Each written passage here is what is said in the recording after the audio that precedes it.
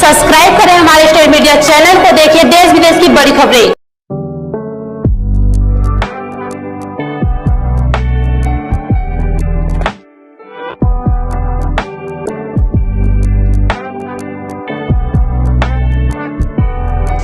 जौनपुर में आयोजित निजी कार्यक्रम में शिरकत करने पहुंचे उत्तर प्रदेश के पूर्व मुख्यमंत्री और सपा सुप्रीमो अखिलेश यादव ने बीजेपी पर जमकर हमला बोला।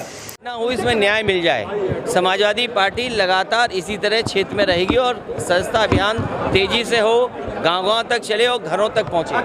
पॉलिटिकल लोगों को परेशान करने के लिए, और ये पहली बार नहीं हो रहा है देश की राजनीति में, पॉलिटिकल लोगों को परेशान करने के लिए केंद्र सरकार हमेशा ईडी का साथ लेती है, सहयोग लेती है। आप बताइए, बुंदेलखंड एक्सप्रेसवे सबसे बड़ी योजना प्रदेश की थी, क्या सीबीआई जांच होगी उसकी, क्या ईडी जांच होगी कि नहीं होगी?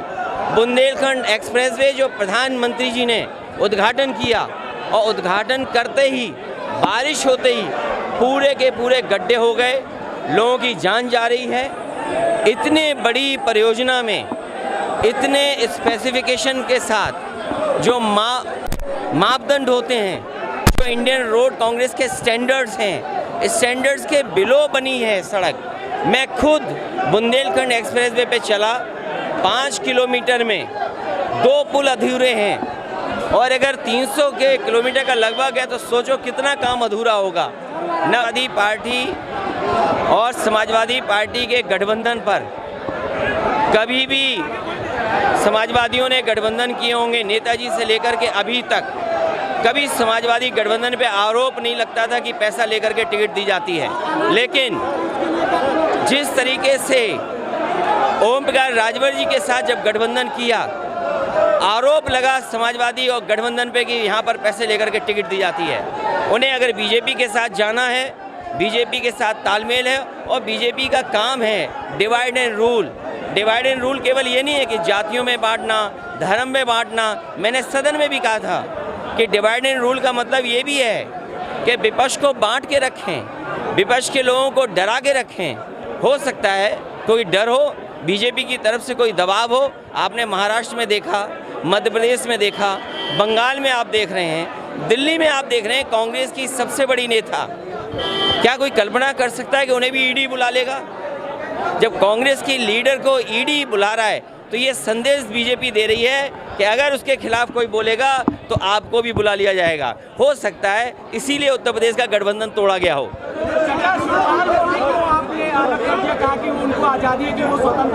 नहीं, वो हमारे चाचा हैं और चाचा रहेंगे। लेकिन अगर उन्हें ये लगता है कि मैं सम्मान नहीं दे पा रहा हूँ तो मैं उन्हें स्वतंत्र करता हूँ, और उनको खुली छूट है कि जिस दल के साथ जाना चाहें, जैसा गठबंधन करना चाहें। और सबसे खुशी बात ये होगी कि वो अपना दल दोबारा बनाएं। उनका एक दल है, जो पिछड़े हैं, दलित हैं या अल्पसंख्यक हैं, जो आवाज़ उठाना चाहते हैं लोहिया जी की, जयप्रकाश जी की, उस सिद्धांत को अपने दल में शामिल करें, ऐसे लोगों को और आगे बढ़ाएं।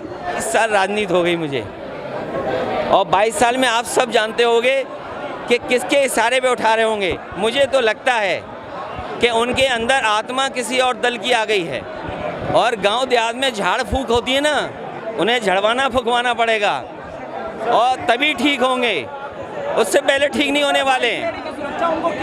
ये इसलिए मिली कि जो बीजेपी को खुश करेगा उसे सुरक्षा मिलेगी, बीजेपी को जो खुश रखेगा वो स्वतंत्र और आज़ाद घूमेगा। प्राणियों का सम्मान होना चाहिए, वो धर्म का है, और धर्म में बहस नहीं होनी चाहिए, धर्म में तर्क नहीं होना चाहिए।